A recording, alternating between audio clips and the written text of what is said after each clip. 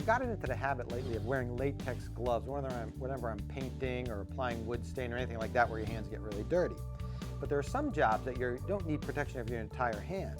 And I had saved these old gloves. This is from a wood staining job. I noticed that you don't ordinarily get all the fingers dirty, right? Like in this case, you can see these 2 fingers aren't too bad. They have a little bit of stain on them.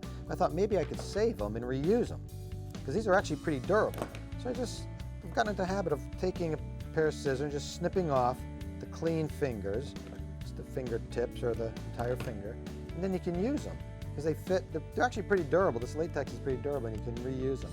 You can slip them on your finger, and they stick pretty well, so you don't have to worry about them coming off. And then for jobs like spreading glue, wood glue, you just use your fingertip, because it's nice to spread out the glue, otherwise it'll just squeeze out. You want to get a nice even coating.